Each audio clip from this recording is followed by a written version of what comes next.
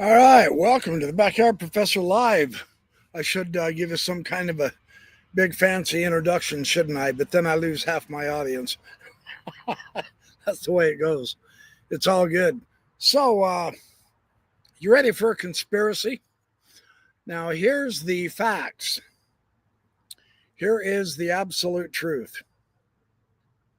The world ended in 2012, and so there's some pretty interesting reasons why.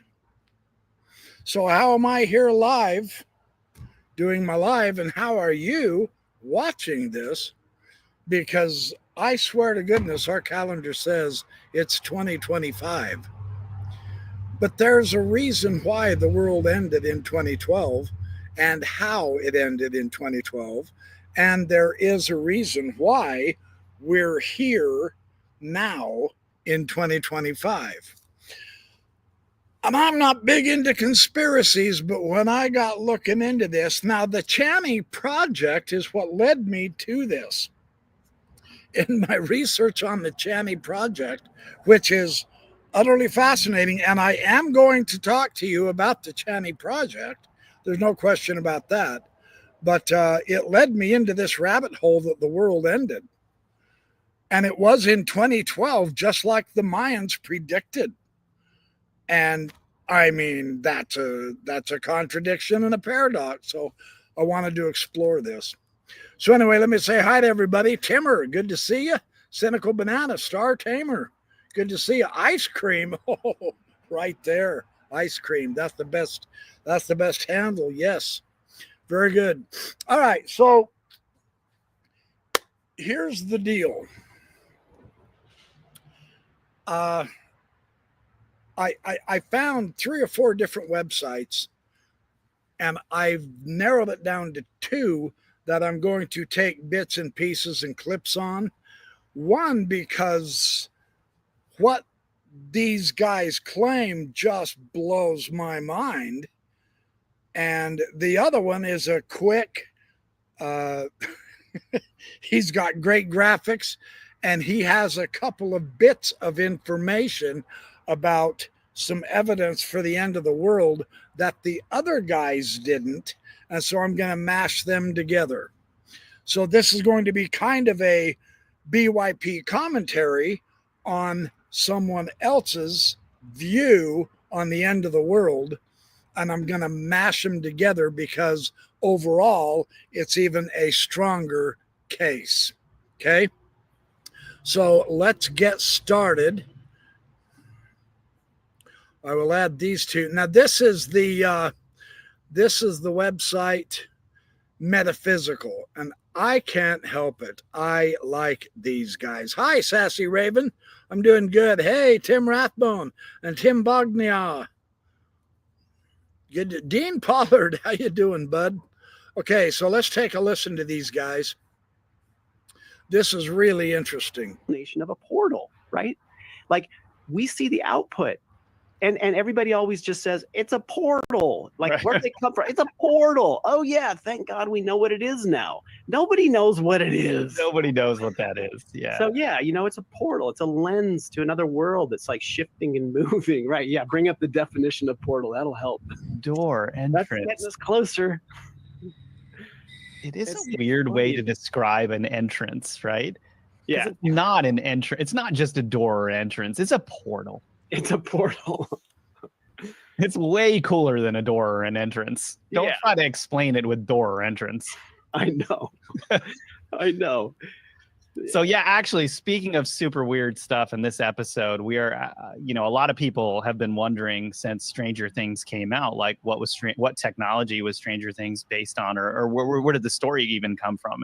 And actually, what people don't know is that there were multiple different operations and or projects that led to the stories that Stranger Things was based off of. And in today's episode, we are going to get into some of that today. And strangely enough, in Stranger Things, there is this idea of a portal with the upside down and opening up a door or a portal to some other dimension where a potential or many potential nefarious beings exist. I think it's Montauk Project is what the Stranger Things is based off of, but you can't really talk about Montauk Project until you talk about the Philadelphia experiment, because that's sort of like that, and the Manhattan Project and a few other things were all going on at the same time. And Okay, so at this point, I've got to say, my appetite was whetted, because, and I'm going to rewatch, I guess, the Philadelphia Experiment, the original movie. They've remade it, interestingly enough, I think, in 2012, the year our world ended. And so we have two of these movies, right? So, no, I'm serious. Our world ended in 2012. And that's what I'm going to talk about. But this idea, this theme of portals, the reason I liked their approach to this is because it has to do with the portal also. But it's the nature of how the world ends that I want to talk about. That is a conspiracy theory. Not that the world ended. That's not a conspiracy theory. That's a pure, unadulterated, scientifically proven fact. Now watch, everyone's going to take me out of context and say the BYP has lost his marbles, man. So this is fun building up this context. But I'm going to confess, first, this Philadelphia experiment, and they're not going to get, they'll get a little bit into it, but it's what they say about the Montauk Project. Spooky stuff, weird stuff. I mean, the government, there needs to be some prosecutions. The Montauk Project is not a happy story. Well, the Philadelphia Experiment is not a happy story. For those of you who don't know it, they'll talk about it a little bit, and their analysis of it is pretty good. The Why Files has a really, really good discussion on it that I watched, and he's too complex with Hecklefish to follow. He goes into all of the details. These guys will summarize it. Portals are important, but the crazy thing is CERN comes into this. CERN, the Great Hadron Particle Collider there in Geneva. CERN is a part of this. Now, interestingly enough, in the Channing Project, CERN is very important to the entity in the Channing Project that was talking to these humans 1994 to 1999. And he was telling them that they had crossed into the aliens' timeline. And that's why the alien could see Earth. He could see the solar system. And so he was talking to them through this supercomputer for 5 years. They ended up with 20,000 pages of stuff. A lot of it stays classified, unfortunately. But yeah, that's to be expected. But this alien says, look at CERN very carefully. Be careful of CERN. And that comes into this conspiracy in a very crazy way. And there are some coincidences like I've never seen before. So let's, yeah, Channing stuff is wild, cynical banana. Yeah. Oh, that's interesting. Let's put that up there. Hardesty says, I was just watching the side live stream about how Jesus is an alien and Satan is a reptilian. That's interesting. That'll be another video, though. Yeah, I have a couple of sidebars here. Yeah, the Return of the Nine, Charity. Yeah, right. Hi, Sherry Barney. Hi, Charity Ham. Okay, so let's keep going with these guys, because what now these two, this guy here, oh, I don't, are you, hold on, let me put them back up. Here we go. Okay, I think you'll be able to see the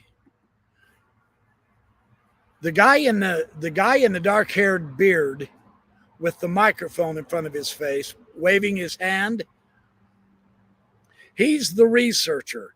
This gentleman over here wearing the glasses, this guy apparently is a long-time remote viewer. Now, this is important for what he says here. I have never in my life heard of a remote viewer doing what this guy says he's done. And he's done it more than once. Let's take a listen. This is shocking. Philadelphia experiment was one of the weirdest projects from that period, where I believe they were trying to cloak an entire ship. They were trying to create technology that would cloak a ship where the enemy could not see the ship. And they were using electromagnetics to try to achieve this, like radar sort of electromagnetics and waves, sound waves and things. And from my understanding, the project was a disaster. It was successful, but a successful disaster.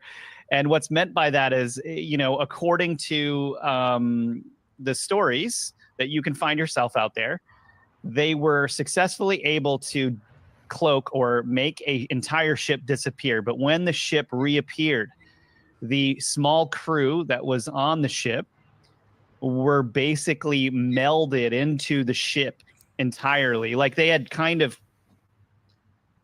merged with the ship. And so it had, like, everybody just passed away, of course.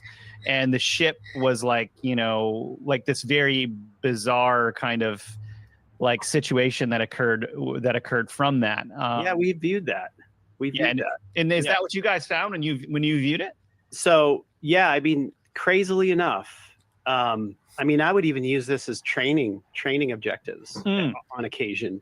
And for instance, one time I gave it to some people in a class taking, they don't know what they're viewing. They're just in training. And this one person is literally describing a man like melded, stuck, combined with into the ship, the floor of the ship, and his head sticking out, and she's like freaking out, like the viewer's freaking out, and saying, he's like, he's stuck, and like I gave her feedback. She's like, what? She was mad at me for tasking that, but that's what we get. That's what we get. Literally, whenever we view that, the viewers typically go to the highly emotional, physical, impacting element of an objective, if it's sort of this broad, like Philadelphia experiment, and they describe that. So yeah, with remote viewing, it appears to have happened. Wow.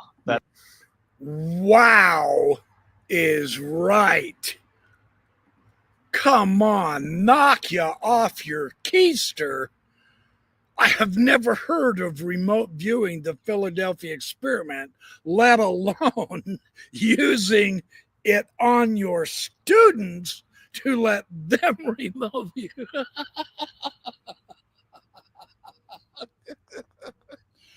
I don't know. Now, I'm telling you, I love these guys' program, but I don't know whether to slap him or congratulate him. I don't know. I have mixed feelings about that one, man. So, yeah. Now look. The ramifications of this are gigantic, because in remote viewing, you're blind to the target. Hey, Tim Rathbone's here. I saw him earlier. He's a remote viewer. You confirm what I'm saying, will you, Tim? Seriously, in the comments. Or if anybody else is a remote viewer. I'm telling you, they have remote viewed the Philadelphia experiment, and they see that. Now, that's in the movie. And, everybody says, well, yeah, but that's artistic liberty of the movie maker and all that. It didn't really happen that way, etc. Remote viewers, what's crazy is, did you guys get the impression? I got the impression that he has done this more than once with different students. And when he gives them that subject, coded, of course, just gives them a number. There's no way they can know what they're going to remote view. But apparently more than one student has come up and he said, we have seen that every time we remote view. Now that is, Tim says confirmed. Thank you, Tim. That is crazy. Now, and I've been studying remote viewing, and I'm not going to focus on remote viewing here tonight, but let me just say, based on what little I know, and I'm not a remote viewer, so I'm coming at this kind of from the outside source. I'm researching it. Joe Montauk is the real deal. I'm serious. That man has been tested. He's got videos. There are dozens of videos out there on Montauk and his remote viewing prowess. He got it right. I mean, he's not faking it. He can't be faking it. And Ingo Swann was another one. Paul H. Smith was another one. I get it. Remote viewing is so foreign. It's tapping into a larger cosmos than what we can tap into physically. Tonight, you and I, we're using our senses, our hearing, you're listening to me, my mouth, I'm talking to you, our eyes, we're seeing each other. Me, I can smell myself, etc. But the remote viewing taps into a wider field in the quantum field and taps in from there. So it's not like it's everyday stuff. So this stuff sounds woo-woo. Let's just lay it on the table, shall we? This stuff just sounds kooky. But I've seen enough of it in YouTube videos. I have watched several interviews of Joe Montauk, and I have read Ingo Swann himself. I have read about Ingo Swann. I have read Paul Smith. I shared a video clip of Paul Smith last week.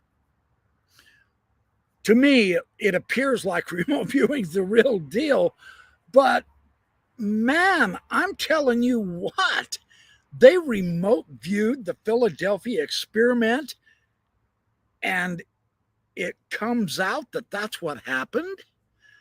Now, the story is a lot weirder. Again, I'm not going to stick with remote viewing. I just wanted to share that with you. That just took my breath away. For me, you can tell I'm new at this with the remote viewing stuff. Tim Rathbone is probably laughing at me saying, what a rookie. Yeah, we've seen a lot worse than that. Well, I mean, they've said remote viewers, and I don't mean just one or two of them. Remote viewers have said there are moon bases, there are Mars bases. In fact, it's the remote viewers that came out with the idea, correct me if I'm wrong again, Tim, that the moon is an artificial satellite. It's hollow. It was brought here to monitor Earth. It wasn't naturally made. And that's wild too. That's bizarre. The Angry Astronaut has a whole bunch of videos on that. So anyway, let's keep going with these guys and see what else they've got to say real quick. I'm going to skip up to this part of them. Oh, I'm already past that. Oh, here we go. Yeah, let me just keep going for a bit. Hold on. I've got to make sure they're on. Yeah, they're on. Okay, Tim, hold on. Before I put these on, I'm going to put Tim's comment up here. Oh, hold on. Sorry. Just for the record. Thank you, Tim. Yeah, the moon is a spaceship. Now, come on. A year ago, if you'd have told me I'd have been saying that, I would have laughed you off the stage. I'd have said, come on, get serious. You know, I'm looking for what's real. Well, you know, this crazy subject, ufology, it has, man, you want rabbit holes, we're in the right place. And tonight I'm going to give you a hell of a rabbit hole. I'm serious. I know I'm not going to rush it because the impact of this is huge. The world was destroyed in 2012. Don't tell me that can't affect us. For real. So anyway, let's keep going here. Hi, Renee Phelps. Good to see you, dear. Okay, yeah. And we're not asking you to believe everything. We're just looking. We're looking at stuff, right? That's what I do. That's what I do. And that's what I love. Just like these guys, they love doing the same thing. Let's keep listening for a bit. And this next couple parts I'm going to share with you, because this starts tying in to the Channy project. That's crazy. Yeah. Well, and so this technology was then kind of like merged into what I think is known now as the Montauk project. And the Montauk project is actually a very strange and mysterious operation that occurred on the tip of Montauk on Long Island. And what they did is they realized that there were a lot of different technologies that they wanted to experiment. Okay, this is word on the street, everyone. There's no way to confirm all of this, right? But that there were technologies that they could experiment with, and the strongest signal that they had at the time was an old World War II radar that they could transmit frequency from. And so they, at specific frequencies, they could do all kinds of different things. They could interfere with birds in the area, for instance, and then it moved on to actually being able to kind of project thoughts or things into people's minds, sort of like voice of God technology, like the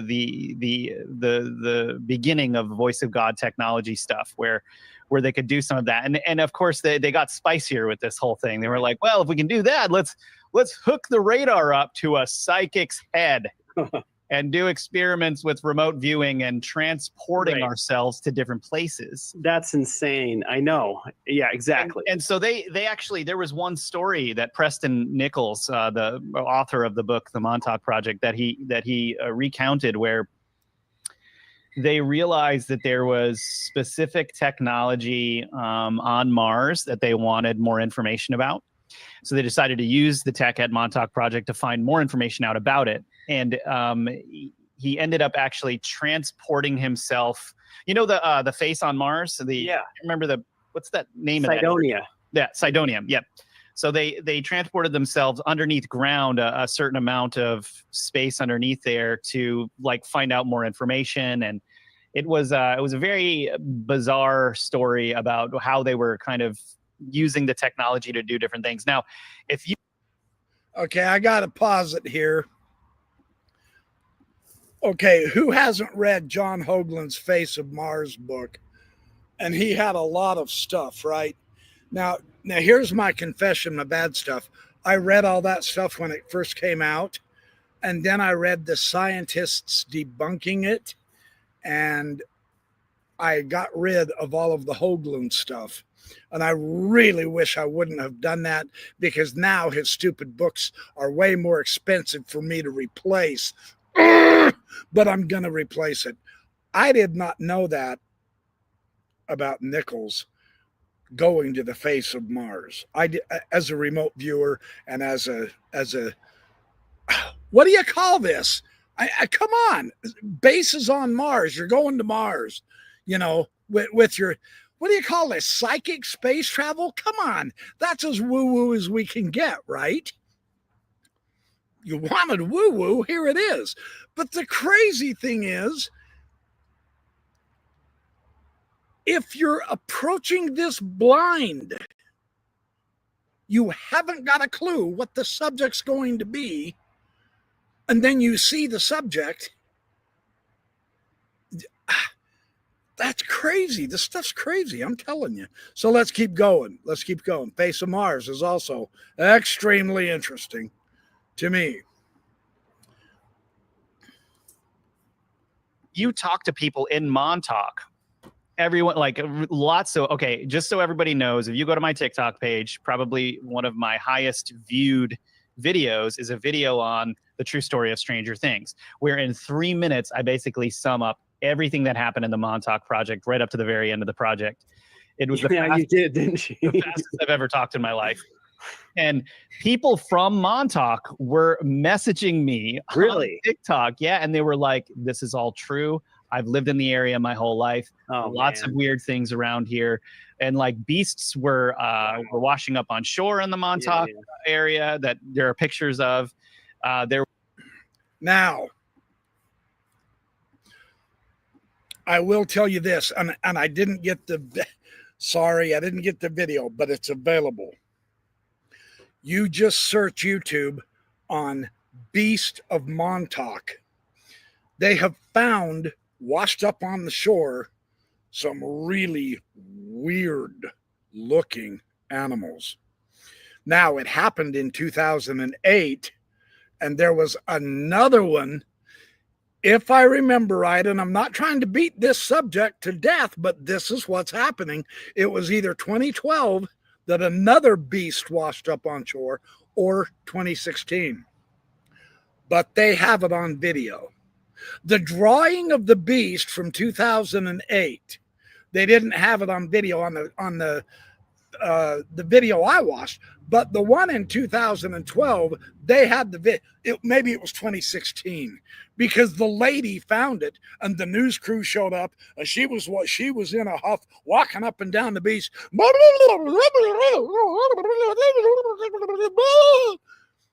and then they showed it. I'm serious, the video, and it looked like the same kind of thing. Now, is this coming from Plum Island, the Plum site, the animal genetics place just up the way from there? Or are there beasts coming through the portal? That's why I wanted you to understand the portal. Because in Montauk, they opened a portal, and one of those kids brought in a beast, and that's what destroyed the project. Unfortunately, very unethically and entirely illegally, our goddamn government used children in the Montauk project. Shame on them. I'm just not even going to go that direction, because that just boils my blood. 10 to 15-year-old children is who they were experimenting on and changing their brains to turn them into psychic spies and assassins. If you think, I almost can't stomach this, but the Why Files discusses this very, very thoroughly. I mean, it's horrendous. They even have a clip of Bill Clinton apologizing to the Montauk survivors on that. And he says, well, I hope you have enough to forgive you. To have forgiveness. I hope there's enough in you to have forgiveness. Forgiveness, there are people that need to be hung. There are people who need to spend the rest of their lives in jail over that. That is simply unacceptable, but I'm getting off topic. But so, of course, and you guys always like it when I rant and rave, right? Yeah, that doesn't get me anywhere. I just lose subscribers. So let's keep going, though. But that idea of weird beasts coming up on the shore, that's not an invention. That's not a fake. They've shown it. It's crazy, man. Ooh. Crazy. Let's keep going. Hold on. I got to make sure these guys are on here.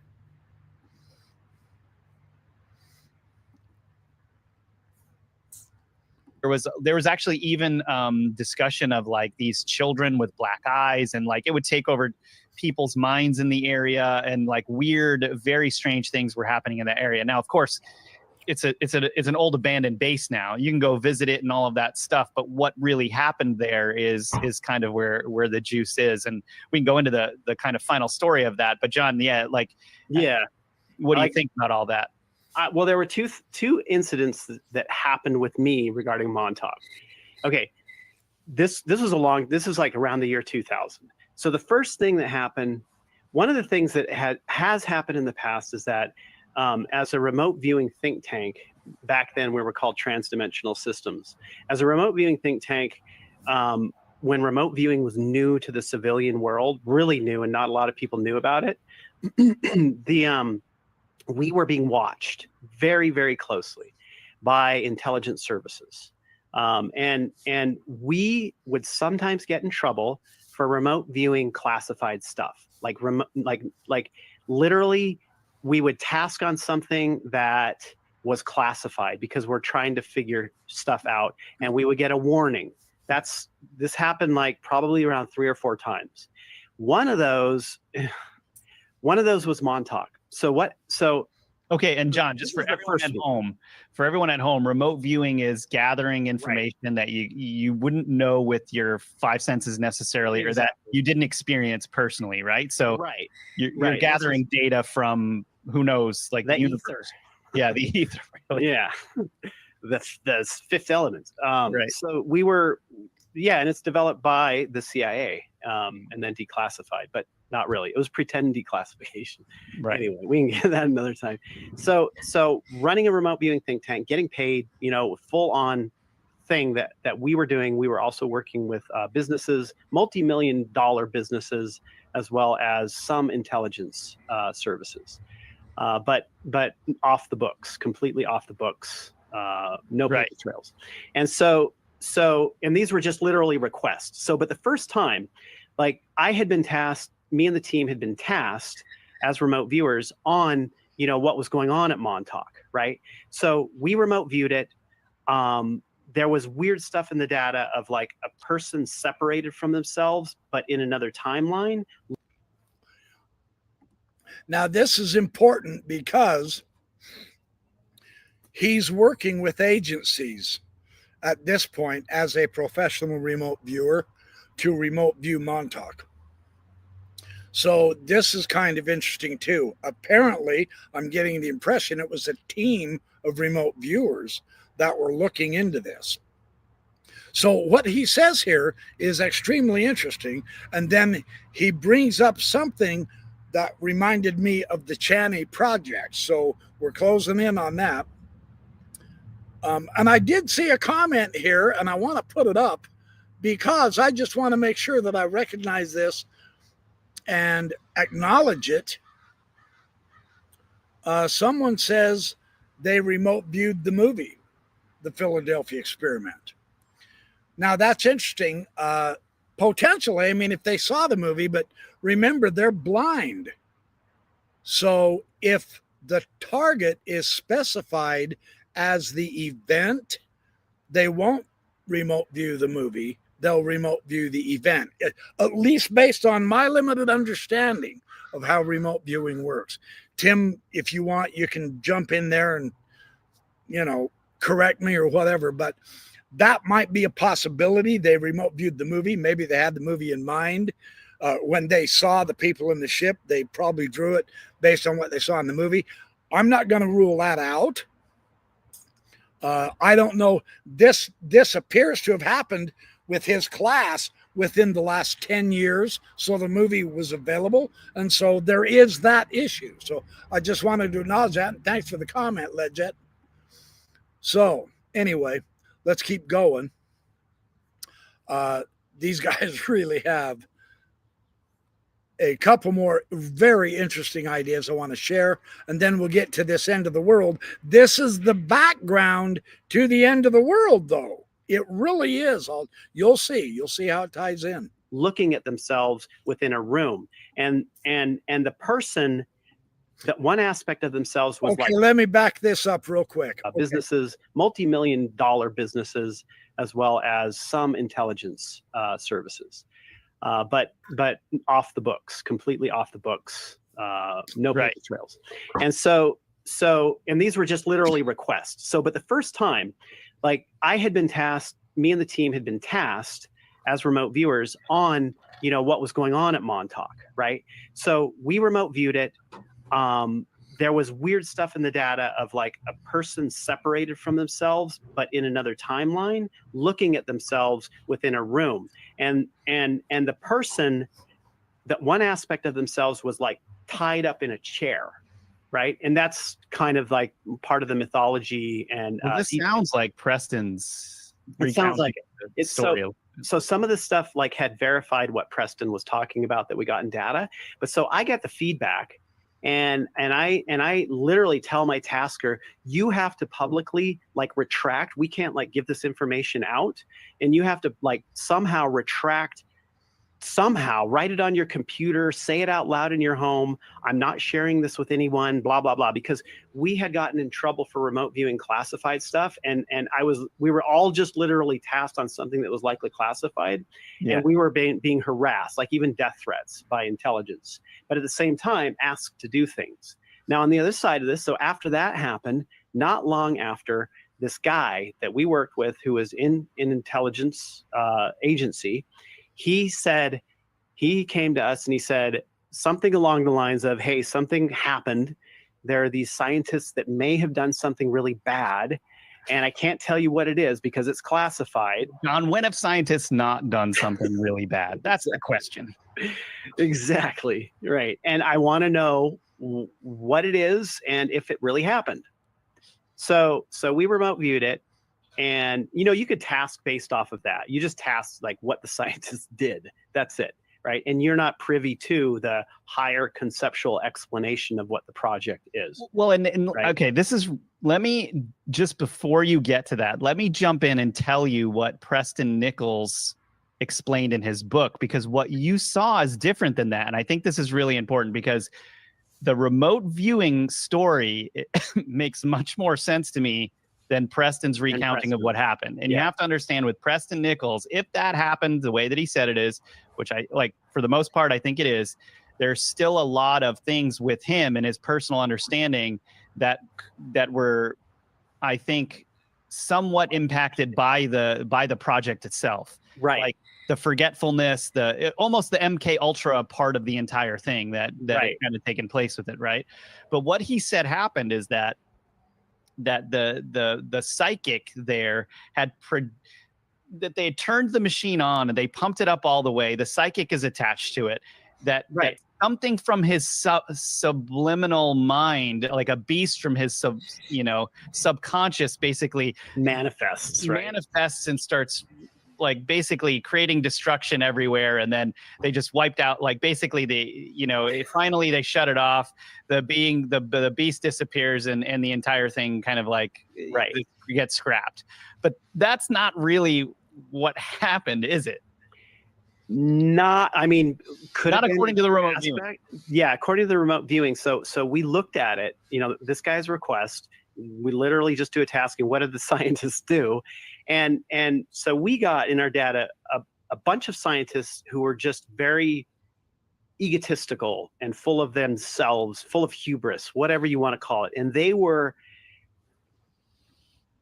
doing something because they could.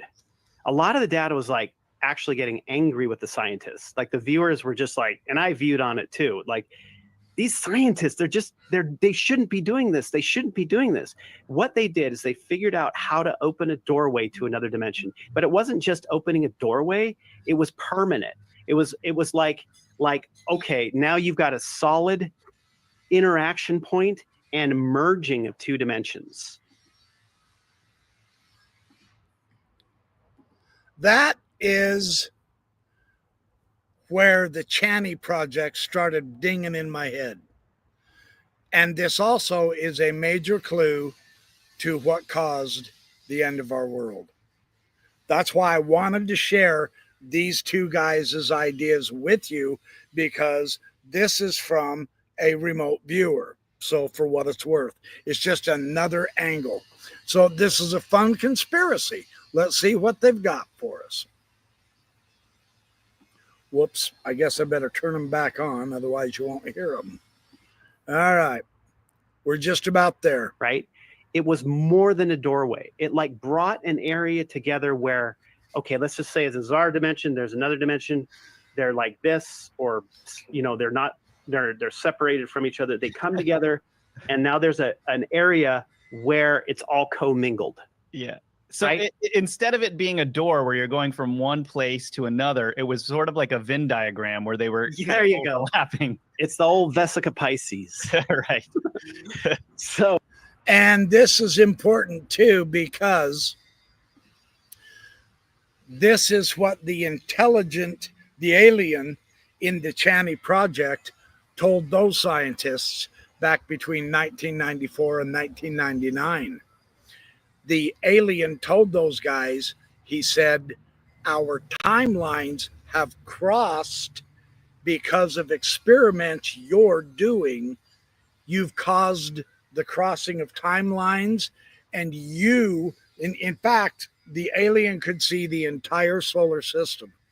You are now viewable from our point of view. We can see you. And then he told them of several important events that were going to happen, and there was going to be a portal open that was not going to be good for our Earth. Not at all. And he tried to share events ahead of time of what was going to happen in order for us to get prepared. But because time isn't the same in different timelines, if the timelines overlap, the alien couldn't give what year because the times are different, but he could describe it in smaller chunks of time. That's how the Chani project describes this. So let's keep going with these guys. Kind of fun and interesting. They're going to bring up something about CERN here in a few minutes that's going to just blow your mind. It's so fascinating. Oh, so that's what we got. And because of that, it irrevocably changed our dimension and this other dimension. And with this other dimension, there were beings, creature-ish type beings that shouldn't be mixing with ours. They need to be separate. And this is stuff in the data. It's like, it was so adamant with the viewers, like, these need to be separate, and these damn scientists mixed it all together, and you can't pull it apart again. Weirdly lines up with the storyline of Stranger Things. Like, right. Exactly. To the nth degree, right? Exactly. I mean, we've got psychics, we've got like beasts from other dimensions, like all kinds of weird stuff, right? Exactly. And so, you know, we get all this, we get all the data together, we give him the bullet points based off the correlative points, we give him even all those sessions, and he's like, okay, thanks, yeah, thought this is what happened, bye, click. And we're just like, we're like shaking with PTSD, wondering what's going to happen next. You know, guys, like, yeah, okay. Are we safe? Right. Yeah. Okay. Right. Yeah. Thanks. Thought so. Yeah. Just making sure we're doomed. Just making sure we're doomed. Oh, that's like these people that we worked with never ever like sat down and had tea time. It's like, you know, oh yeah, that, you know, that whole interdimensional beast thing. So that was their take on that. Now, I'm going to skip ahead here just a couple of minutes. I'm not going to give you this whole thing. I'm just about done with what I wanted to get from these guys before I go to the other video, because they bring in CERN, but they bring in CERN in a way that this other video missed some things. And this is where the conspiracy is. That's what makes this all fun to view, interesting stuff. And of course, it's always the government breaking the law, manipulating we the people in order to get funding for projects on how to find stronger ways to kill each other. It's the most exasperating part of our government. We are so paranoid that all we can think of is, don't we have enough ways to conquer the world? We need to build a planet the size of Jupiter and make it a Death Star, but we can't afford it, so let's raise taxes. Not the billionaires, everyone else. I mean, our government's just got a one-track mind. Don't get me on that rant either, but God, it's just ridiculous. Anyway, all right, let's keep going with these guys. I'm going to fast forward here to this part that is so fun. Oh, no, I'm at it. Here's where they start talking about CERN.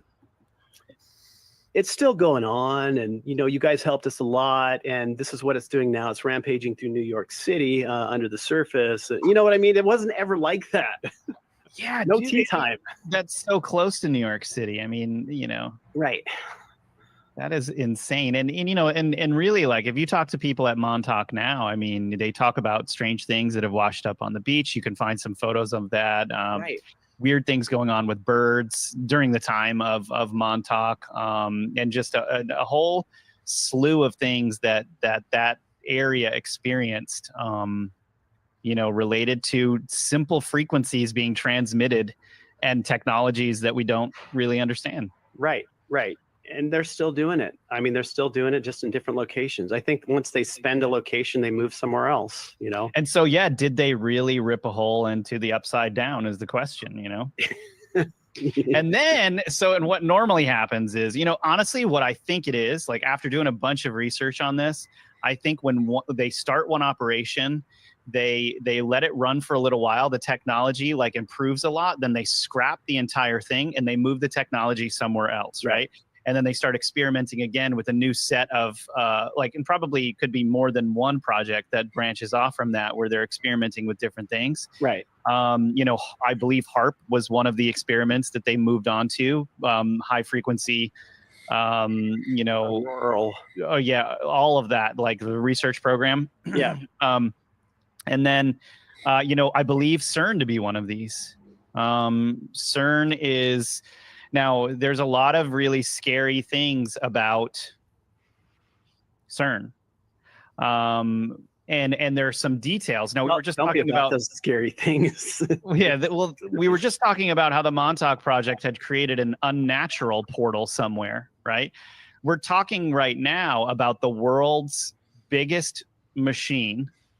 I think they're building a bigger one right now somewhere, but the world's biggest machine that's literally the biggest railgun ever built. Now, a railgun is like an actual weapon that you can use to blast plasma and blow, like, basically it's a destructive weapon. Now, they're not calling it a railgun, of course. They're calling it, you know, a particle accelerator.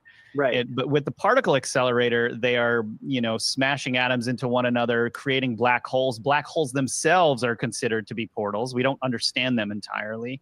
But what's really weird is the particular place that CERN was created.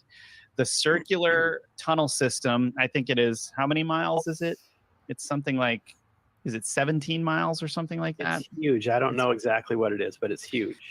So the CERN itself was built kind of below a old temple of Apollo, which in ancient times was considered to be right a portal to the underworld, or the portal somewhere. You know, that's the weird thing. It's like, you know, did they choose this location based off of portal mythology? I mean, why else would you do it, though? Is that like, really, is that like, can that be a coincidence? I don't, I mean, okay, so like, look at, I mean, we're going into the natural thing here for just a moment, but look at like the Uinta Basin Skinwalker Ranch.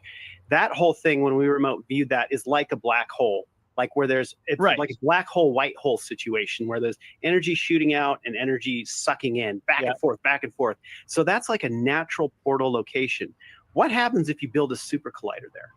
Could it have been like that over there? Well, okay, look, you can call me goofy all you want, but I mean, they're remote viewing Skinwalker Ranch as well. Man, that makes me want to become a remote viewer. I'm just saying. Talk about stretch your mind, right? So here we have a most interesting thing about where CERN was built and why. And this is part of the fun of getting to the Chani project as well as the end of our world. So the next couple of minutes are going to be very interesting. And then I'm going to switch over to the next video. I had no idea that was where they built CERN. This is really interesting, in my opinion. Right? Yeah. Are they doing that? I mean, that whole area is like totally walled off. Heck. So check. So I used to live, when I was living in San Francisco, and I would drive through San Jose on this one freeway. Every time I drove, there was this weird thing that went under the freeway. I would look at It went under the freeway. It was like this track in a ditch that went into this like bunker thing. Mm. And I'm like, what is that? And so I finally looked it up. And the university there has set up a super collider that runs underground and under the freeway. That's so literally dangerous. Like, so think about this. I believe that there are classified super colliders that are way bigger than CERN. oh, bigger. Way bigger. For And sure. look at that. It's like people are sitting on top of a super collider in the Bay Area and they have no idea about it. It's the nuttiest thing. It's insane. Yeah. Now listen to this, okay? So regarding that temple to Apollo, I found an article on RT.com, and number 5 is CERN's curious choice of geographic location. It says, now on top of all the speculation as to what CERN scientists are really attempting to do with their Large Hadron Collider, many observers cannot help but notice that the town in France where CERN is partially situated is called Saint-Genès-Poli. Excuse my French, literally. The name Poli comes from the Latin Apollicum, and it is believed that in Roman times a temple existed in honor of Apollo, and the people who lived there believed that it is a gateway to the underworld. It is interesting to note that CERN is built on the same spot. Now listen to this. Religious leaders, always suspicious of the aims of the scientific world, drew a connection to a verse straight out of Revelations, which makes reference to the name Apollyon. The verse states, to him was given the key to the bottomless pit, and he opened the bottomless pit, and they had a kind over them, which is the angel of the bottomless pit, whose name in Hebrew tongue is Abaddon. But in the Greek tongue, half his name is Apollyon. I mean, that's crazy. That's really crazy. Yeah. So it's like when, there's got to be a correlation there. Well, this is what I'm saying. It's like sometimes it's like with the stuff that scientists do, or like, it's like this idea that we were just talking about with CERN and where it is exactly the same conversation we could. All right. Now this is where I found the analysis from the other video to be even more all inclusive. And so I want to skip to that right now. Now, granted, it's using a little bit of Bible. You got to let the people have a little bit of fun, except why is that Bible verse so relevant? And in fact, there is a pope involved that is also extremely relevant. Now, this gets really wild when you realize that there's a lot more than meets the eye here. And so this is what we want to look at. I'm going to, okay, good, it's on. Now I've got to find the spot. Hold on. Let me see if I can find the spot. I will be able to find the spot. Yep, right there. Okay, hold on.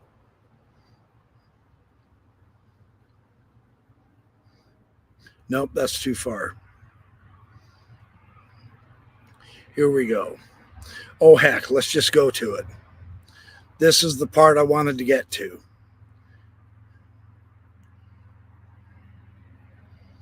Nope, not there. Right here. All right, here we go. This is why we know the world ended. No, that's true. Apollo is not the god of the underworld. The entrance is what they were calling the underworld. They built the temple of Apollo over that entrance of the underworld, Cersei.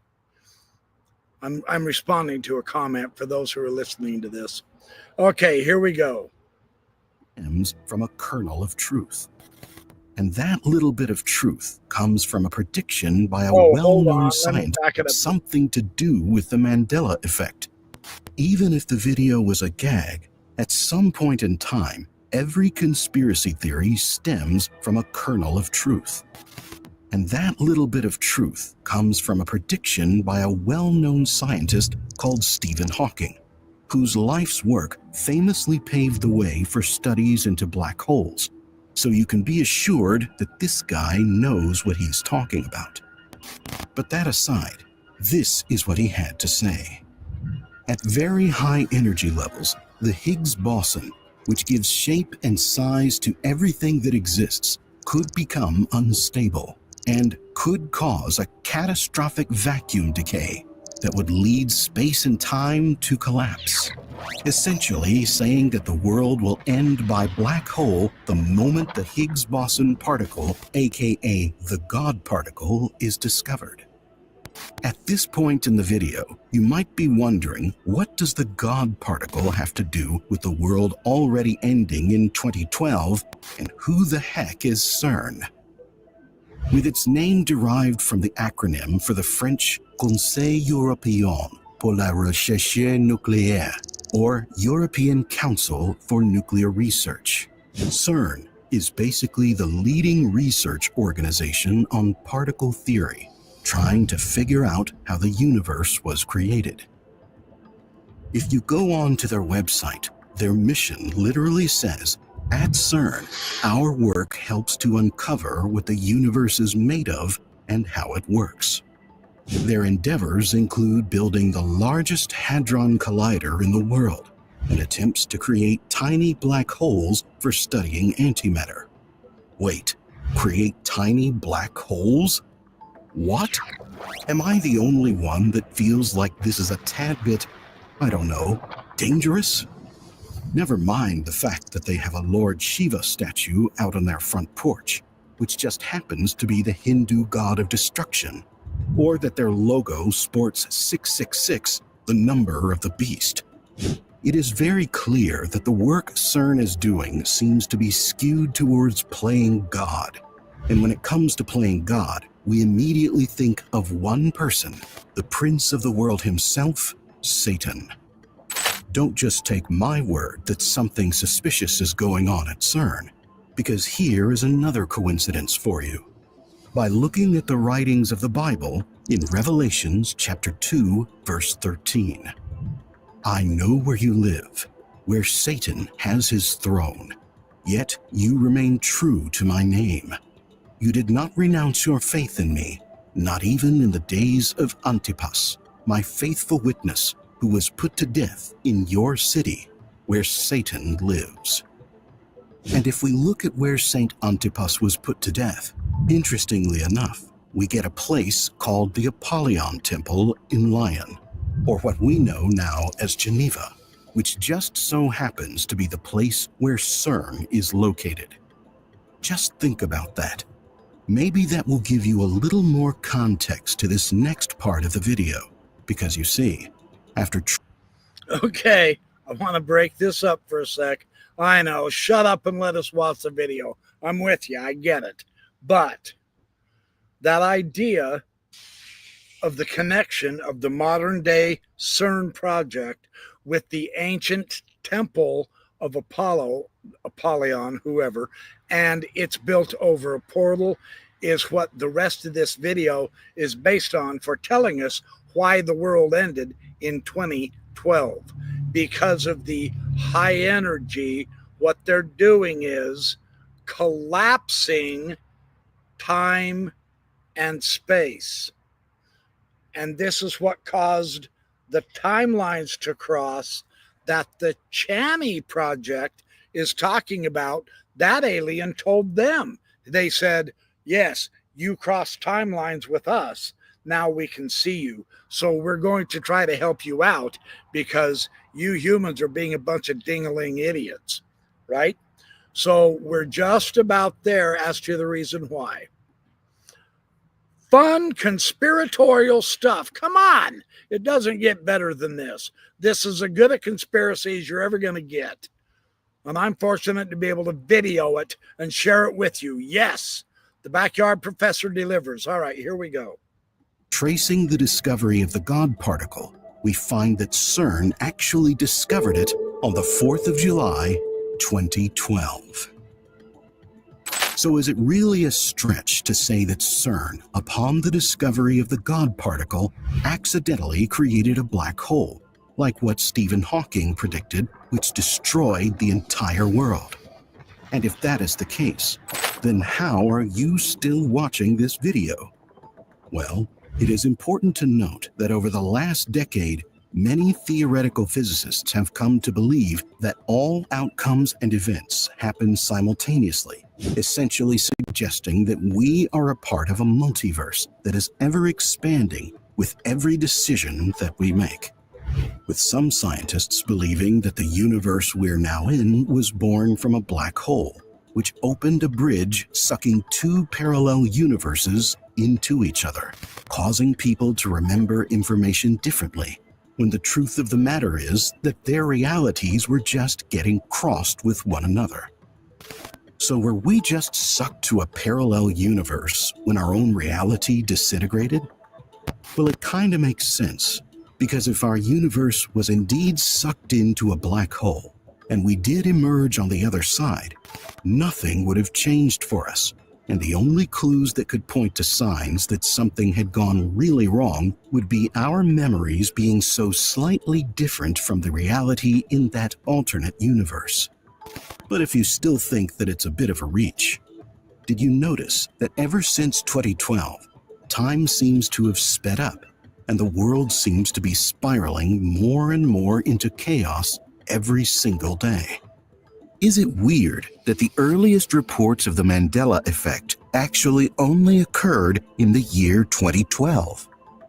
Or how about the fact that the Mayans, who accurately predicted multiple astrological events in our universe, believed that the universe was going to be destroyed at the end of their calendar cycle? That end, coincidentally, being the year 2012. Or even a man named Terence McKenna, who used the ancient Chinese I Ching system of 64 hexagrams to graph the King-Wen sequence into a fractal pattern that, weirdly enough, lined up perfectly with major world events throughout history. And spoiler alert, the graph collapses to 0 in the year 2012, predicting that time had already run out. But perhaps the most peculiar one was a whistleblower by the name of Preston B. Nichols, who wrote books detailing time travel experiments at the Montauk Air Force Base, which was eventually confirmed by CIA declassified documents, claiming that despite their successes in traveling through time, they were somehow never able to time travel past the year 2012, because they could find no future beyond it. And while that might sound like something a 2012 doomsday believer would say before the year 2012, that is just it. He made that claim in 2014, a whole 2 years after the world supposedly ended. Normally, people predict the end of the world before the world ends, not after, and certainly not after the world survives. So what was his deal? Was he someone who had seen the true reality of things and was just trying to expose the truth and shed light on where we truly are right now? With so many consequences pointing to the year 2012, you'd have to admit that some major event happened around that date, which warped what we know as reality. But maybe the question that we should be asking now is, if CERN had destroyed the world, how would we know? And where exactly are we now? There you have it. There you have it. Our world was destroyed. We have been sucked into a parallel universe. Our bodies were upgraded. We were sucked through the black hole in a parallel universe, and we don't know where we are.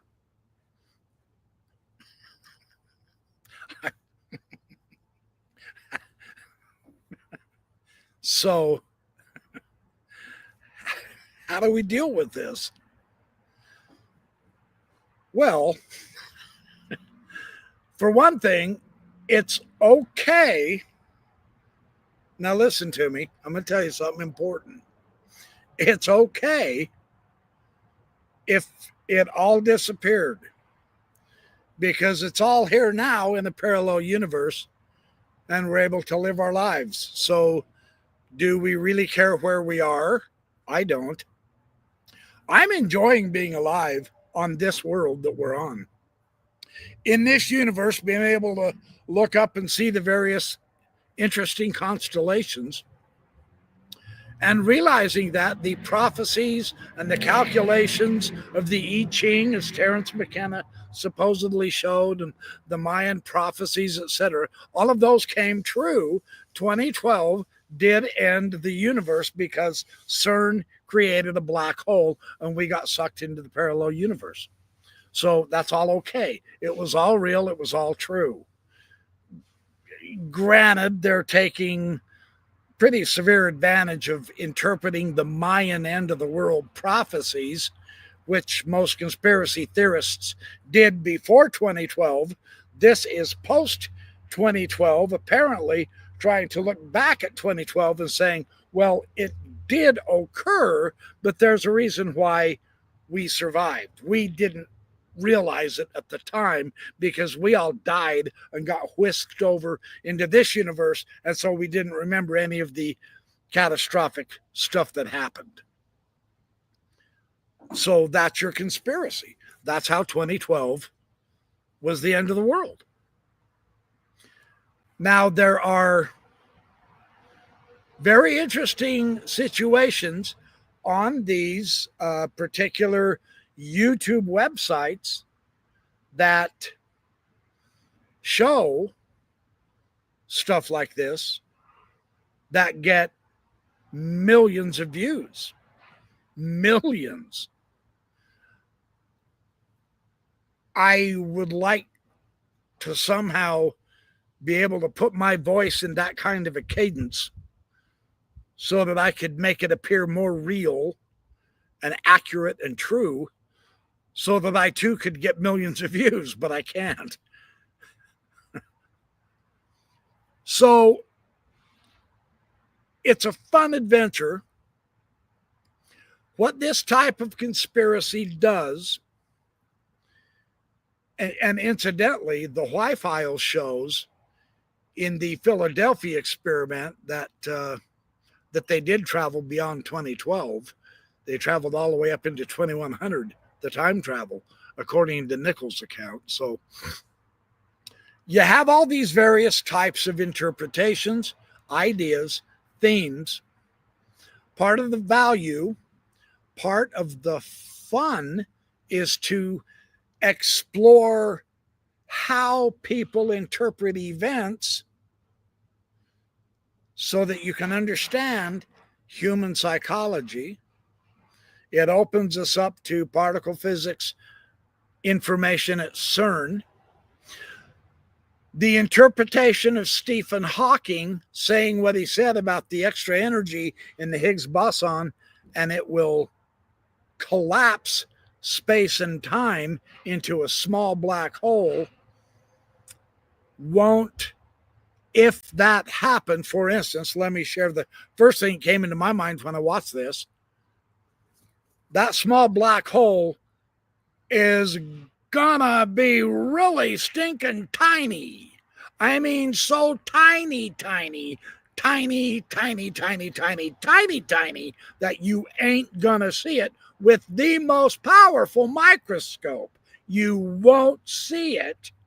That thing is not going to instantaneously suck the entire universe into it, as that scenario intimated. We do know black holes are real. We do know nothing escapes from them in a general rule. But we also know that every galaxy in the center of the galaxy has black holes, and they can be larger than our sun.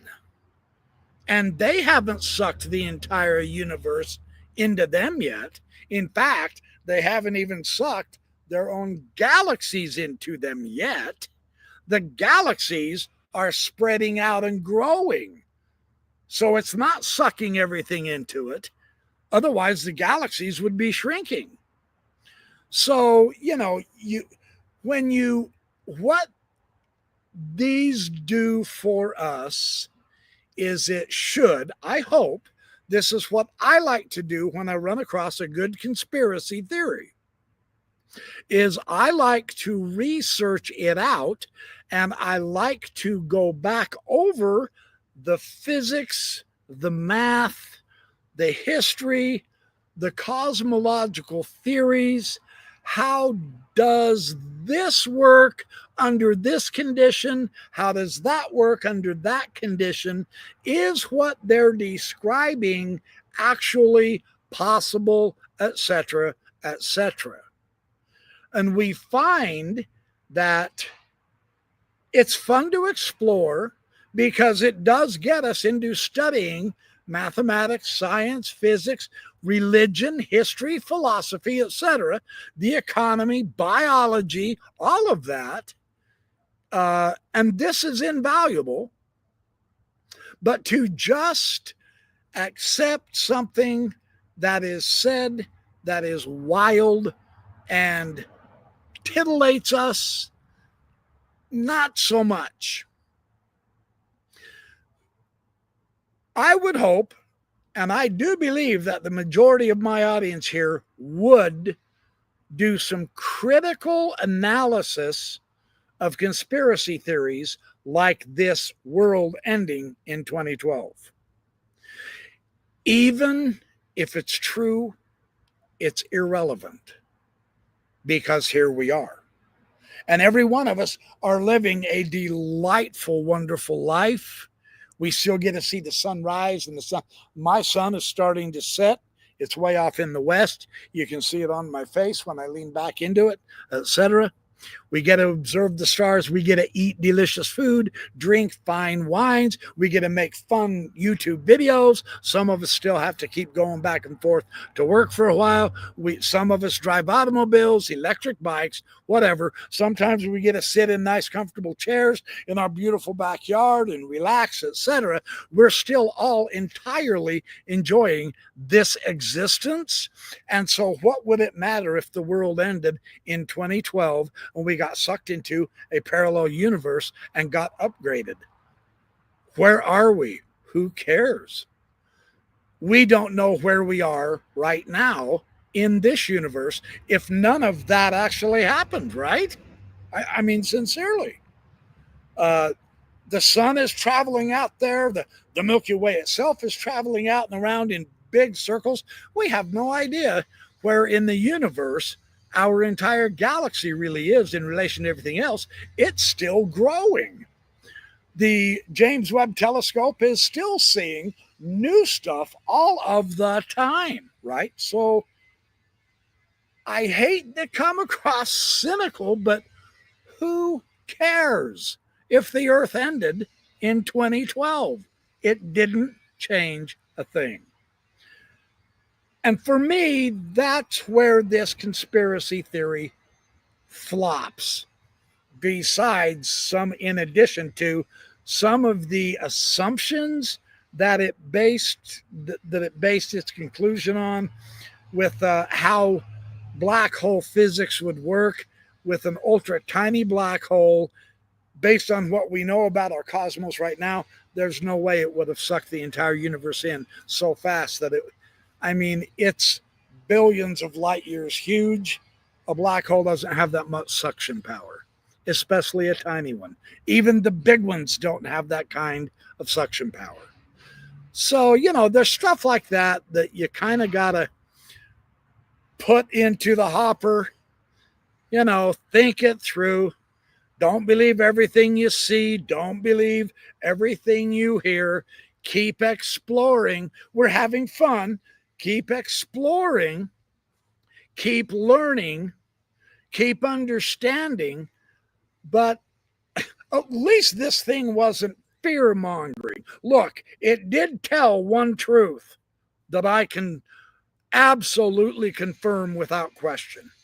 Sincerely, time is going faster since 2012. I will testify to that. I'm constantly complaining to my fellow workers, to my poor wife, to my kids, I don't have enough time to get everything done. Look, I just woke up an hour ago and my stupid sun is in the west setting right now. That's not fair. I've lost my whole day and it only feels like it's 1 hour. That's wrong. I hate that. I'm going to go outside, protest. I'm going to go out on the street with a picket sign, and I'm going to gather my neighbors, and I'm going to picket time itself. Slow down. You're going too fast. In all of this, it's really wise, in my opinion, to maintain a sense of humor, to be able to laugh at ourselves, and enjoy this thing we call life. Enjoy the process of learning.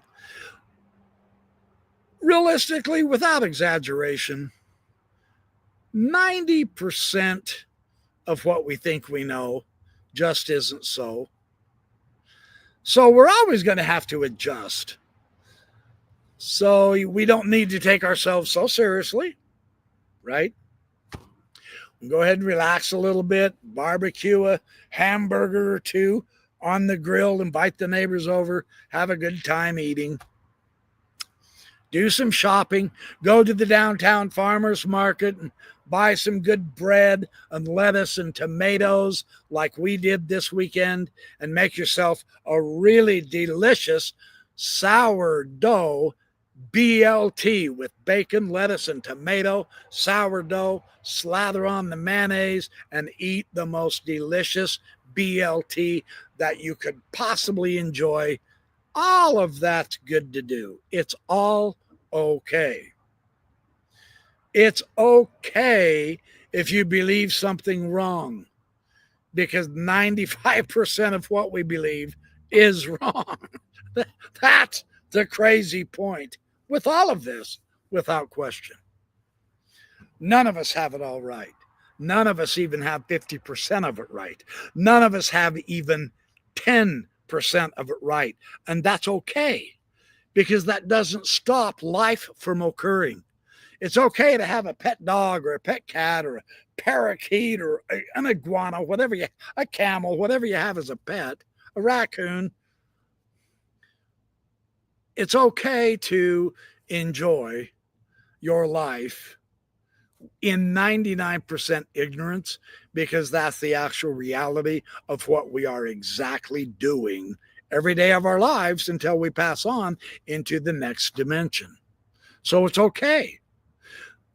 This particular conspiracy theory didn't do a lot of fear mongering, and I personally really appreciated that. I seriously did. That was nice. So many YouTube videos get on there and they want you to be scared. Now that's a conspiracy, because when you fear, when you're antsy, when you fear, you are gullible, you're vulnerable. Then they can manipulate you. Don't fall for it.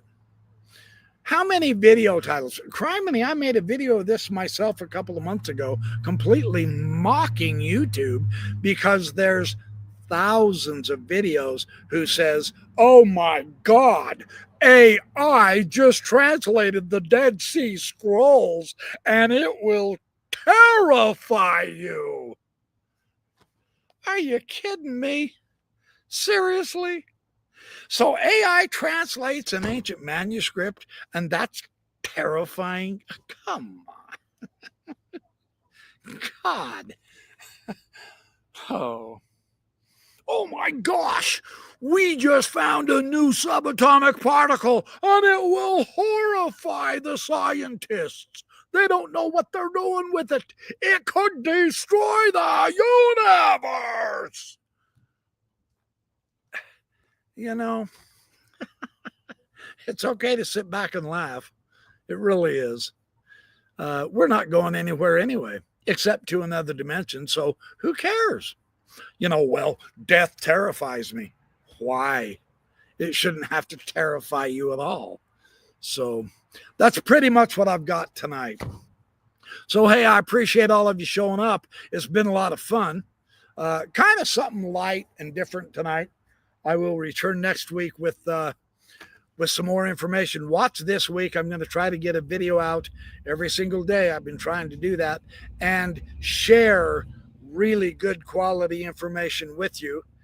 And I'm not just kind of sharing gossip. Sometimes I have some news updates that's very, very important to make. Also, be sure and contact your Congress people, because the window for rewriting that legislation is getting thinner, and we want disclosure. So we do have a voice, so let's use it. In the meantime, let's keep learning. It's a lot of fun. So I'm going to, this was woo tonight. It is crazy stuff. This whole UFO subject's crazy, but that's what makes it fun. That's what makes it instructive. Because, man, I've never studied physics so much in the last 30 years after I got out of school. I'm studying physics. I'm studying math again. I'm studying philosophy. I'm studying religion. I'm studying history more. I'm studying psychology more. Man, it's great. It's opening up the world. And that's wonderful, in my opinion. But I am an optimist. So do the same with me. Just keep coming back, keep sharing the videos, keep letting your friends and family and your neighbors and everybody else know, hey, this guy is sort of fun to watch. He has some great information every now and then, and he's somewhat eccentric. I'm well aware of that. But I've seen normal, and they're boring. I don't mind having that little streak of eccentricity, because that keeps us sane, right? All right. Thanks, you guys. Appreciate it. Here's saluting to all you fabulous people in my audience. I'm going to head out. I'm going to finish my weekend off. In fact, I think I'm going to go watch that movie, The Philadelphia Experiment. The first one, not the second one. Now watch. I'll probably reverse it. So anyway, all right. Have a great night, you guys. Appreciate all of you. Love your support, and I will catch up to you just as soon as I can. Have a great night.